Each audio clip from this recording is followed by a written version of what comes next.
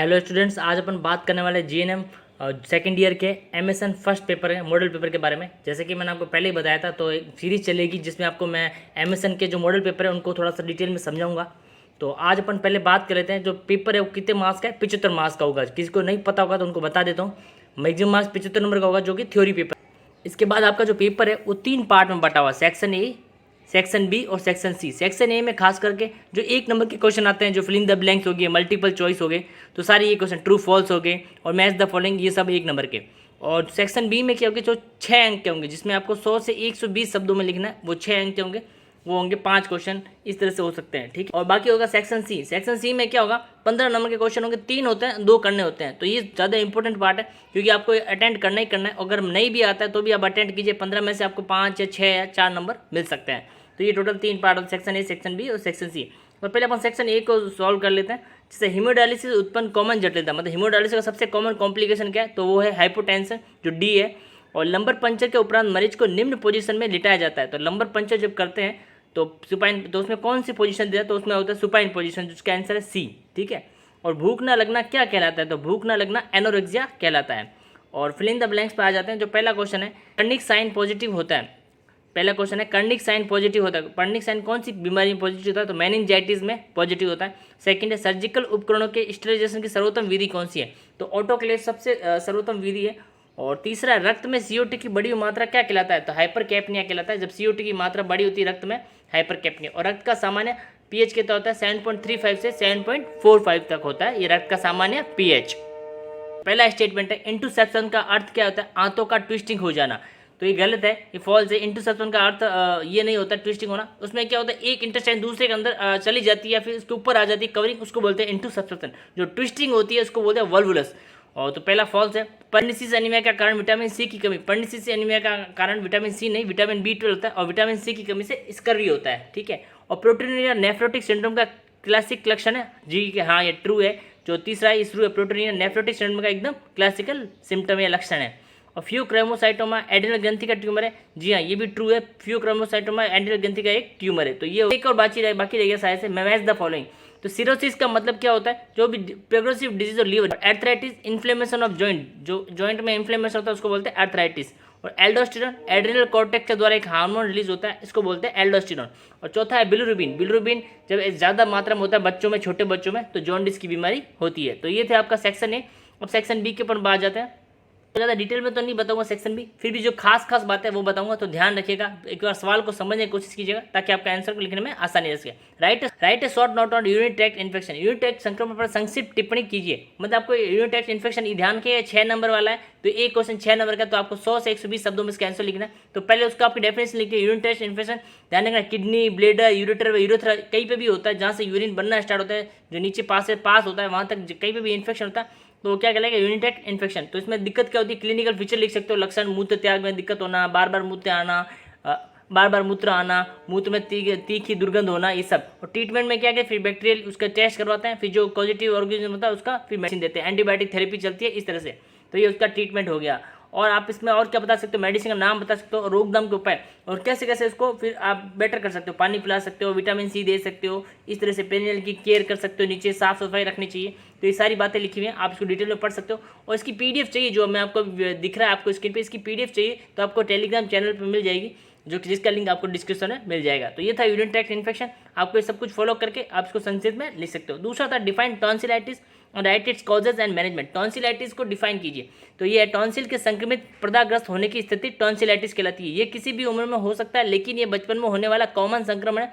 भारत में यह मुख्यतः स्कूल या पूर्व आयु से लेकर मध्य किशोरावस्था में अधिक कॉमन है। तो छोटे बच्चों में खासकर होता है, और जो 25-22 साल की एज में भी आते हैं तब भी ये होता है। तो गले के अंदर टॉन्सिल्स होते हैं, जो आपके जीवान के पीछे की तरफ है, उसमें संक्रमण होने की वजह से ये हो जाता है। जो भी नाक की वगैरह इन्फेक्शन होता है, अगर वो टॉन्सिल तक फैल जाता है तो होता है। उसमें कुछ टाइप भी है, जैसे आपको दिख ही रहा है, ये कुछ टाइप है, acute, chronic, peritonsillar, tonsillitis, strep throat, ये सब है। और इसके कारण क्या होता है, वायरस होता है, बैक्टीरिया भी होता है, जो सबके नाम लिखे staphylococcus aureus, virus adeno virus. तो ये सब आपको नाम याद होने चाहिए। अगर बाई चांस टॉन्सिलाइटिस के बारे में पूछ ले तो आपको पॉजिटिव बैकग्राउंड ये पता होना चाहिए। और एक और बात, जो आपकी एमएसएन की बुक आप जो GNM में पढ़ते हो सेकेंड ईयर, उसमें टॉन्सिलाइटिस का टॉपिक कहीं लिखा हुआ नहीं है, तो ध्यान रखिएगा। अगर इसकी PDF चाहिए तो भी टेलीग्राम पे मिल जाएगी, क्योंकि ये टॉपिक वहाँ कहीं कवर नहीं किया मैंने देखा उस बुक में, तो नहीं मिलता तो भी आप इसको अलग से पढ़ना चाहिए इसको आपको, क्योंकि एग्जाम में आ रहा है। जैसे मैंने देखा कई 2-3 बार ये सेम आया है, तो बुक में तो नहीं है फिर भी आ रहा है तो आपको पढ़ना चाहिए। और टॉन्सिलस का संकेत व लक्षण, तो मतलब साइन और सिम्टम क्या क्या हो सकते हैं? लाल और सूजी और टॉन्सिल होना, टॉन्सिल पर सफ़ेद पीले रंग का आवरण होना, गले में खराश होना, बुखार आना, धीमी भारी आवाज़ होना, गर्दन में अकड़न होना, तो और जो लिम्फ नोड होते हैं गर्दन के अंदर उसका सूजन आ जाना, इस तरह से। और ट्रीटमेंट क्या करते हैं? यदि ये कारण बैक्टीरियल है तो कम से कम 7 से 10 दिन तक एंटीबायोटिक थेरेपी चलती है। और बाद में अगर नहीं हो रहा है, बार बार चीज़ें बार बार हो रही है, टॉन्सिल बार बार उसमें सूजन हो रही है, तो फिर लास्ट में टॉन्सिलेक्टोमी करते हैं, जिसमें बाद में उसको टॉन्सिल्स को कट कर देते हैं, काट देते हैं, तो टॉन्सिलेक्टोमी उसको बोलते हैं। तो इसके साथ ठीक है, बाद में आपको इसको सूजन कम करने की और बुखार कम करने की दवाई देते हैं, आइबुप्रोफेन और एसिटामिनोफेन, ये सब देते हैं। ठीक है, तो ये सब था आपको टॉन्सिलाइटिस के बारे में। अब नेक्स्ट क्वेश्चन पे आ जाते हैं, डिफाइन हाइपोथायरॉयडिज्म। हाइपोथायरॉयडिज्म क्या है, उसके क्लिनिकल फीचर क्या है, उसके मैनेजमेंट लिखिए। यह एक क्लिनिकल सिंड्रोम है जो शरीर में कम थायराइड हार्मोन स्राव से उत्पन्न होता है। देखिए इसका नाम से आपको पता चलता है, हाइपो यानी कम, थायराइड यानी थायराइड हार्मोन जो कम होता है। तो कारण 2 होते हैं, तो इसका एक तो प्राइमरी कारण हो सकता है, एक सेकेंडरी हो सकता है। ठीक है, सेकेंडरी होता है TCH का कम स्रावन, तो इस कारण भी हो सकता है। और प्राइमरी में ऑटोइम्यून डिजीज हो सकती है, कोई रेडिएटिव आयोडीन के संपर्क में आना, डाइट में आयोडीन की कमी होना, लिथियम थेरेपी का प्रभाव होना, लिथियम कोई मेडिसिन होती है वो लेने से होता है ऐसे, और थायराइड ग्रंथि के चोट या सर्जरी होना, और एंटी थायराइड ड्रग्स का अधिक डोज, कोई ऐसी ड्रग लेते हो जिसमें थायराइड हार्मोन कम होने लग जाता है, तो इस वजह से ये सारे हो सकता है। ठीक है, और साइन एंड सिम्टम का थकान होगा, भार में वृद्धि होगी, वेट गेन होगा, हाथ पांव ठंडे पड़ेंगे, कोई ध्यान में कमी होगी, याद रखने में कमी होगी, तो इस सारे इसके साइन एंड सिम्टम है। तो आपको जैसे पूछा गया कॉजेज लिख दो, साइन एंड सिम्टम लिख दो, क्या डायग्नोसिस कैसे होगा, इसका जो टेस्ट करते हैं उसमें पता चल जाता है। और फिर और प्रबंधन कैसे, फिर बाद में आपको जो कम हो रहा है तो उसको बाहर से देते हैं, तो T3 दे सकते हैं, लिवोथायरोनिन, T4 सैंथ्रोइड, और इन दोनों का मिक्सचर कॉम्बिनेशन होता है वो भी ये दे सकते हैं। अब अपन बात करते हैं 8वां क्वेश्चन, डायबिटिक रेटिनोपैथी के बारे में संक्षिप्त में लिखिए। जो डायबिटीज़ के पेशेंट होते हैं उनमें है ना, जैसे अगर वो शुगर को मेंटेन नहीं कर पाते, बीपी को भी कंट्रोल नहीं कर पाते, तब ये है ना रेटिनोपैथी होती है। इसमें पेशेंट को धीरे धीरे दिखना बंद हो जाता है, और अगर इसको ढंग से पहले डायग्नोसिस नहीं कर पाते तो फिर पेशेंट को लास्ट में जाके दिखना बिल्कुल ही बंद हो जाता है। तो इसको बोलते हैं डायबिटिक रेटिनोपैथी। डायबिटीज मेलिटस की उत्पन्न जटिलता है जिसके कारण मरीज अंधा भी हो सकता है। ये तब होती है जब रक्त में हाई शुगर लेवल आंख के रेटिना में स्थित स्मॉल ब्लड वेसल्स को नष्ट करती है। तो शुगर लेवल जैसे जैसे बढ़ता है तो जो स्मॉल ब्लड वेसल्स को नष्ट करता है इससे। तो क्लिनिकल फीचर कैसे होगा, दोनों आंखों को प्रभावित कर सकती है। प्रारंभ में मरीज को कोई लक्षण नहीं होते, एक बार तो पता नहीं चलता, धीरे धीरे जैसे अचानक से कैसे आना जा जाती है, ये अचानक से आ जाती है। और रक्त वाहिनी द्रव का रिसाव करती है, जो कि दृष्टि में अवरोध और तैरते हुए धब्बे नजर आना, धुंधला दिखना, अस्पष्ट दिखना, इस तरह से आप उनको लक्षण वगैरह दिखते हैं। और रोकथाम है तो क्या करना, फिर कई वर्षों से डीएम वाली डायबिटीज मेलिटस वाली सभी लोगों में ये हमेशा होने का जोखिम रहता है। इस जटिलता की संभावना कम करने, दृष्टि को खोने से बचने तो निम्न उपाय किए जा सकते हैं। ब्लड शुगर लेवल को कम कीजिए, कंट्रोल कीजिए, बीपी को कंट्रोल कीजिए, उसकी मेडिसिन खाइए, ये सब हो सकता है। और डायबिटीज रेटिनोपैथी का कोई उपचार नहीं, लेकिन विजन लॉस धीमा करने के लिए लेजर सर्जरी की जाती है। कुछ का कोई अगर लेट स्टेज में पहुंच जाता है पेशेंट डॉक्टर के पास तो उसका कोई इलाज नहीं, फिर छोटा मोटा आप उसको बस लॉस जितना हो सकता है उसको थोड़ा धीरे बचा सकते हो, बस ये होता है। ठीक है, अपन नेक्स्ट क्वेश्चन पे आ जाते हैं, व्हाट इज एपेंडेक्टोमी। तो अपेंडेक्टोमी एक सर्जरी है। अपेंडिक्स एक अवशेषिंग है जो बड़ी आंत के सिरे पर अलग से जुड़ा होता है। अपेंडिक्स कभी कभी अवरुद्ध होकर संक्रमित हो जाती है, और संक्रमित अपेंडिक्स के लक्षणों में प्रमुख है बुखार आना, भूख न लगना, उल्टी होना, पेट के नीचे दाहिने भाग में दर्द होना। तो अपेंडिक्स आपने सुना ही होगा, आम बीमारी है जो आसपास आपको कहीं ना कहीं मिल जाती है पर्सन के अंदर। तो उसमें अगर ये सही नहीं होती है तो उसके अंदर जब सर्जरी करते हैं तो उसको बोलते हैं अपेंडेक्टोमी। तो अपेंडिक्स की सर्जरी करने पर बोलते हैं अपेंडेक्टोमी। और उपचार के प्रभाव में अपेंडिक्स फट सकती है तथा प्राणघातक स्थिति उत्पन्न हो जाती है। सर्जरी द्वारा अपेंडिक्स हटाना प्रमुख उपचार है, ये सबसे मेन उपचार होता है, इसमें फिर अपेंडिक्स हटा ही देते हैं। तो इस तरह से होती है अपेंडेक्टोमी। दो होती है, एक ओपन अपेंडेक्टोमी, एक क्लोज। ओपन जो पुराने टाइम में इंसिजन लगा के होती थी वैसे, और आजकल लेप्रोस्कोपी सर्जरी से होती है, उसको बोलते हैं क्लोज अपेंडेक्टोमी, उसमें थोड़ा सा दर्द कम होता है। चलो अब नेक्स्ट क्वेश्चन बात जाए 10वां, how would you assist pain in patient. अगर एक पेशेंट में पेन को असिस्ट करना तो कैसे करोगे, तो उसमें सारे, एक तो ये रॉन्ग बेकर फेसेस वाली स्केल होती है। अगर कोई पेशेंट बता नहीं सकता है तो अपन उसका फेस देख के पता लगा सकते हैं, हाँ इसमें कितना तकलीफ है, कितना दर्द है, तो उसमें अपन नंबर दे सकते हैं फेस को देख के, 2, 4, 6, 8, 10 इस तरह से। बाकी आप उसको, आपको दर्द कहाँ हो रहा है, क्या दर्द है, इस तरह से सवाल पूछ पूछ के अपन पता लगा सकते हैं कितना दर्द हो रहा है, कितना टाइम से हो रहा है, ये सब, और क्या करने से सही हो सकता है। तो ये सारे पॉइंट लिखे हुए, इसको आप ढंग से अगर पढ़ लीजिए तो आपको इसका आंसर मिल जाएगा। ठीक है, और नेक्स्ट पॉइंट पे आ जाते हैं, जो अब सेक्शन सी स्टार्ट हो गया, जो 15 नंबर के क्वेश्चन है जो आपको डिटेल में लिखना होगा। तो इसमें क्वेश्चन पे ध्यान दीजिए, क्या क्या पूछे। कई बार होता है अपन क्या करते हैं खास क्वेश्चन में, क्वेश्चन को एक एक पॉइंट, इसमें एक एक पॉइंट के अंदर का आंसर लिखना है आपको। आपसे बड़े बड़े पढ़ ले तो नाम, फिर इसमें आंसर लिखते हो फिर आपको नंबर पूरे नहीं मिलते। जैसे आप देखिए राइट कॉजेज तो कारण, क्लिनिकल फीचर्स, सिम्टम, मैनेजमेंट और पेप्टिक अल्सर और राइट नर्सिंग केयर। अब इतने सारी सबको लिखने, कोमा कोमा लगाओ, ये सबके आंसर लिखना है आपको, ठीक है। पेप्टिक अल्सर के कारण, चिकित्सीय लक्षण, प्रबंधन और पेप्टिक अल्सर रोगी का नर्सिंग देखभाल, जो लास्ट में नर्सिंग मैनेजमेंट दिखाते हैं वो भी इसमें लिखना है। तो पेप्टिक अल्सर होता है क्या? पेप्टिक अल्सर स्टोमक म्यूकसा में बने हुए गहरे घाव हैं जो कि अमाशय के अलावा ईसोफेगस व ड्यूडेनम की म्यूकसा में भी बन सकते हैं।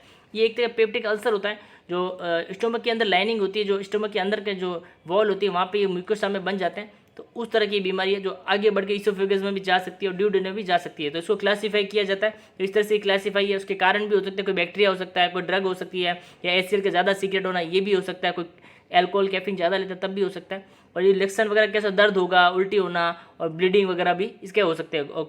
और इसके ज़्यादा कॉम्प्लिकेशन भी होता है, तो अमाशय की दीवार परफोरेट हो जाती है और फट जाती है, इस तरह से इसके कॉम्प्लिकेशन होते हैं। इसको आपको डिटेल में लिखना पड़ेगा, जैसे कि आपको सामने दिख ही रहा है। इसको आप जितना डिटेल में जा सकते हो, जो जो क्वेश्चन में पूछा गया उसको टॉपिक है तो लिख लीजिए। जैसे मैनेजमेंट हो गया, तो मैनेजमेंट में आप क्या क्या कर सकते हो, और नर्सिंग देखभाल जो सबसे लास्ट में पूछा था नर्सिंग मैनेजमेंट, तो इसको आप थोड़ा डिटेल में लिखिएगा, क्योंकि 15 नंबर क्वेश्चन कम से कम 3 से 4 पेज इसको पढ़ने जरूरी है। नेक्स्ट क्वेश्चन है, पल्मोनरी टीबी को परिभाषित कीजिए, इसकी पैथोफिजियोलॉजी, कारण, लक्षण, ड्रग थेरेपी व नर्सिंग देखभाल लिखिए। अब इसे देख लीजिए, क्वेश्चन कितना बड़ा है। पल्मोनरी टीबी को परिभाषित, पहले डेफिनेशन लिखनी है, फिर पैथोफिजियोलॉजी कैसे वो बॉडी में फैलती है उसकी पैथोफिजियोलॉजी लिखिए, फिर कारण लिखना है, फिर आपको लक्षण भी लिखना है, फिर ड्रग थेरेपी और नर्सिंग देखभाल, ड्रग थेरेपी कैसे दी जाती है वो सारी लिखना है। तो देखिए परिभाषित, पल्मोनरी टीबी एक्यूट व गंभीर प्रकार के फेफड़ों का संक्रमण है जिसका कारण माइकोबैक्टीरियम ट्यूबरक्लोसिस जीवाणु है।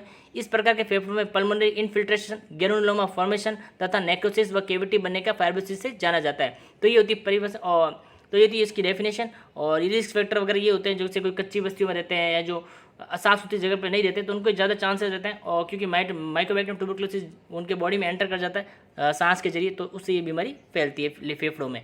तो इस तरह की होती है। पैथोफिजियोलॉजी आपको सामने दे ही रखी है, तो ध्यान रखिएगा जो जो चीज़ पूछी गई उसको जरूर लिखिए। बाकी आप एक्स्ट्रा लिख सकते हो, क्योंकि ये 15 नंबर क्वेश्चन है, तो आप इसमें जितना ज़्यादा लिखोगे तो उतने आपको नंबर मिलने के चांस ज़्यादा बने रहते हैं। साइन एंड सिम्टम हो गए, ये देखिए लक्षण हो गए, फिर आपको उपचार ट्रीटमेंट हो गया, और फिर आपके डॉट्स की जो थेरेपी जैसे देते हैं इंटेंसिव 2 माह के लिए, कंटिन्यूस फेज 4 माह के लिए, ये सब। और नर्सिंग देखभाल होगी तो नर्सिंग देखभाल में क्या क्या पेशेंट को बताओगे और खुद भी क्या पेशेंट में नोट करोगे, इस तरह से ये होती है। और लास्ट है, कुशिंग सिंड्रोम को परिभाषित कीजिए, इसके कारण, चिकित्सीय लक्षण, डायग्नोसिस, टेस्ट, मेडिकल प्रबंधन और नर्सिंग देखभाल कीजिए। एक समस्या चीज़ याद रखिए, जो बड़े सवाल है उसमें सब कुछ आएगा, कारण भी पूछेंगे, लक्षण भी पूछेंगे, medical management, diagnosis, surgical management अगर है तो वो भी, तो आपको सब कुछ लिखना है। अगर मैनेजमेंट लिख देता है, अगर उसमें सर्जिकल मैनेजमेंट है तो मेडिकल सर्जिकल दोनों लिखने हैं, और फिर बाद में नर्सिंग मैनेजमेंट भी लिखना है, क्योंकि ये 15 नंबर का क्वेश्चन है, ठीक है।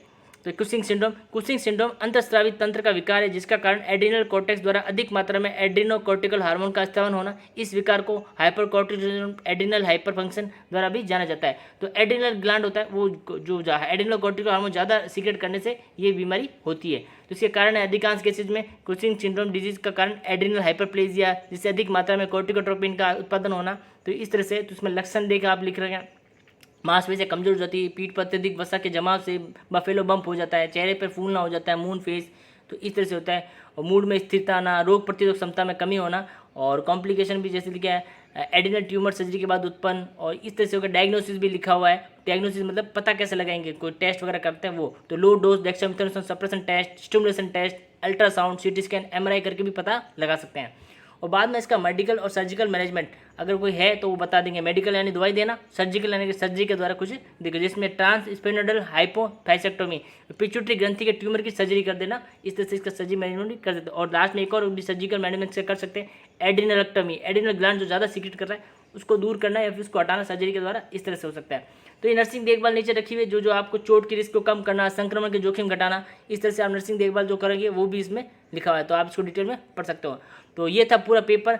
तो आप इसमें जैसे जैसे लिखा इसमें फिर भी डिटेल में नहीं लिखा, जो आपको नोट्स लिखे हुए हैं खास करके ध्यान रखिएगा, जो आपको कोचिंग में या क्लास में जो आपको क्लास वगैरह में नोट्स लिखा था उसको ज़्यादा प्रेफरेंस दीजिए, क्योंकि इसमें कई बार छोटी मोटी गलती हो सकती है, तो उसमें गलती नहीं होगी, क्योंकि टीचर क्लास में पढ़ाता है तो एकदम पढ़ के ही पढ़ाता है, ध्यान से ही पढ़ाता है, तो उसको ज़्यादा प्रेफर कीजिए। फिर भी आपको लगता है कि आपके पास नोट्स नहीं है तो आप इनको प्रेफर कर सकते हो, क्योंकि अभी जो नई बुक है जो मैं आपको पढ़ा रहा हूँ लेटेस्ट बुक है, तो इसके अंदर क्या जो भी आंसर राइटिंग लिखी हो थोड़ा डिटेल में लिखी हो पहले के मुकाबले। तो जैसे जैसे नए नए अपडेट आता है तो उसमें चेंजेस किए जाते हैं। तो अभी आप देखोगे तो जो क्वेश्चन आंसर की लेंथ है वो भी थोड़ी बड़ी भी दिखेगी आपको, मतलब ऐसा पर्याप्त लगेगी कि हाँ इतना लिखने पर नंबर मिल सकते हैं। तो आई होप आपको वीडियो अच्छा लगा तो लाइक करें, शेयर करें, सब्सक्राइब करें, और अगर आप दूसरा वीडियो चाहते हैं तो कमेंट जरूर कीजिए ताकि मैं दूसरा वीडियो लेके आ सकूँ। धन्यवाद।